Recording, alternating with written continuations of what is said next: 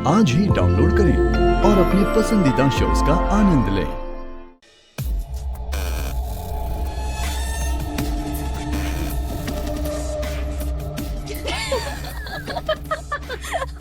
ऐसे मानना पड़ेगा, चौहान हाउस में तुम्हारा क्या सुपर हिट शो था यार, एकदम सीटी मार। और इस बार तो ऐसे दाव पेच खेले हैं कि उन्हें समझने के लिए उस नौकरानी को दूसरा जन्म लेना पड़ेगा। और वैसे भी एक नौकरानी एक बिजनेस के दाव पेच क्या समझेगी, और जब वो हमारी चालें ही नहीं समझेगी तो उन्हें रोकेगी कैसे। बेचारी नौकरानी, इस बार तो उसकी औकात से भी बड़े दाव चलते हैं।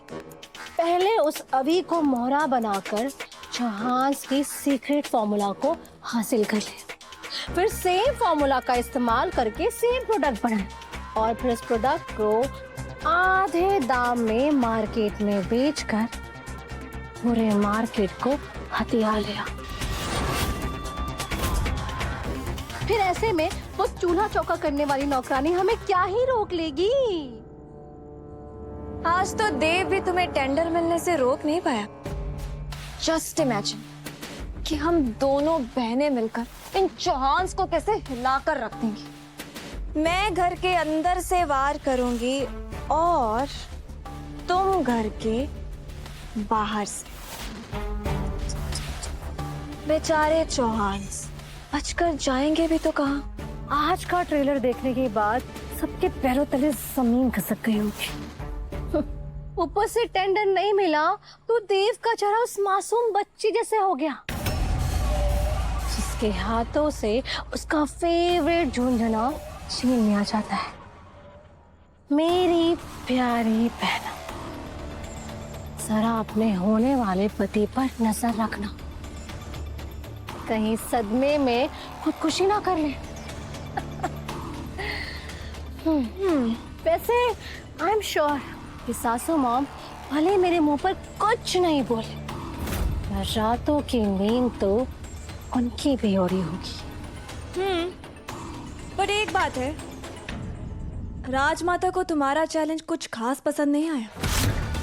मतलब इतने बड़े ओपन चैलेंज के बाद भी उसके चेहरे पर एक भी शिकन नहीं थी। इनफैक्ट मुझे ये कह रही थी कि मैं तुम्हारी स्टूपिड बातें इग्नोर करके अपने काम नॉर्मली करूं। इग्नोर?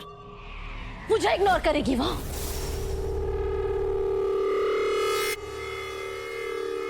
शायद उसे मेरे कद का अंदाजा नहीं।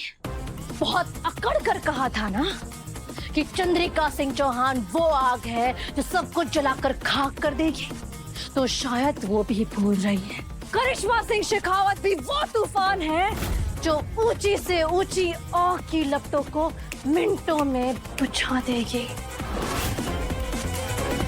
तो शायद उस आग को लगाने का सही टाइम आ गया है। उदयपुर के सबसे बड़े और नामी ऑडिटोरियम में सत्व का सबसे बड़ा पोस्टर लॉन्च इवेंट होने वाला है, और उसी लॉन्च के जरिए ये चौहान्स फिर से लोगों के दिलों में अपनी जगह बनाएंगे और उस नौकरानी का चेहरा फिर से घर घर पहुंचाएंगे। फिर तो सेलिब्रेशन का वक्त आ गया है बहना, क्योंकि इस बार पोस्टर लॉन्च नहीं बल्कि मिसाइल लॉन्च होगा। ऐसा रॉकेट छोड़ूंगी कि चंद्रिका सिंह चौहान और वो नौकरानी भी ढाल बनके खड़ी नहीं रह पाएंगी।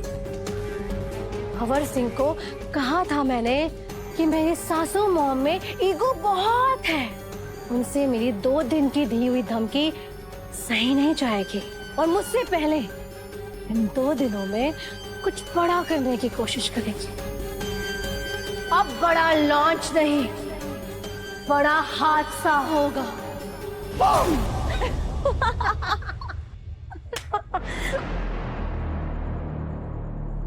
अभी मुझे एक बात समझ नहीं आई, करिश्मा को हमारे प्रोडक्ट के फॉर्मूले कैसे मिले?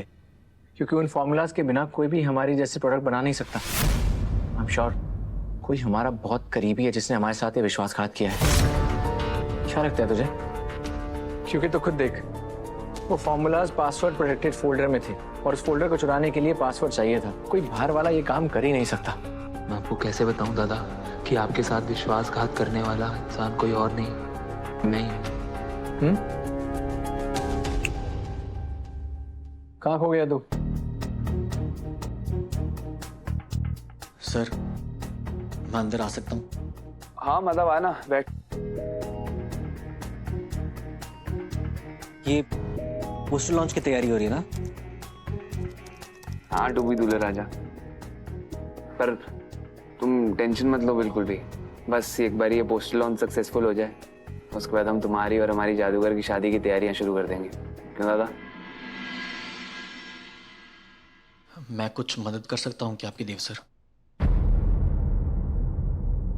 अरे भाई सिर्फ तुम ही हेल्प कर सकते हो दादा को इस आंखों वाली से मिलवा करके।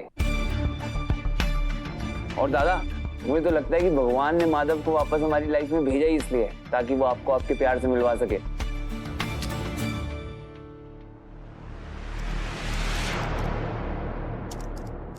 देव सर, क्या मैं 2 मिनट आपसे बात कर सकता हूँ? बोलो। देव सर, मुझे पता है कि पिछली बार मेरी वजह से आप सबको बहुत मुश्किलें हुई और खास करके आपको बहुत तकलीफ हुई। और सच कह रहा हूँ देव सर, अगर मेरी वजह से आपको कुछ हो जाता तो मैं कभी अपने आप को माफ नहीं कर पाता।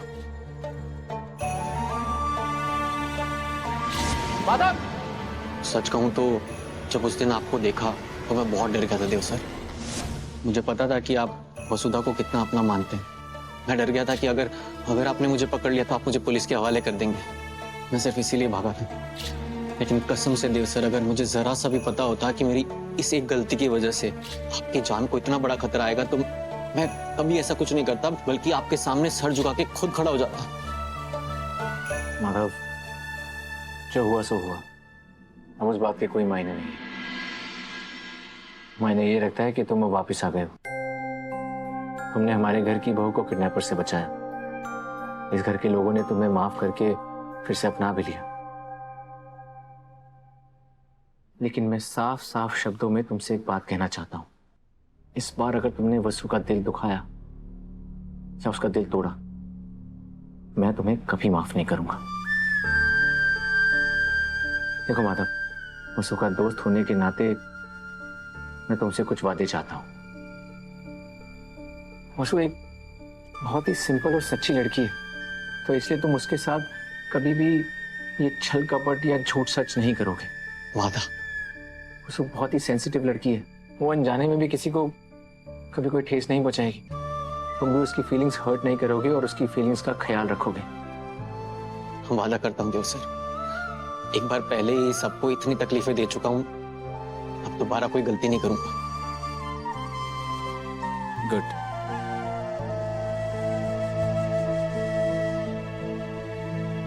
कोई और बात करनी थी?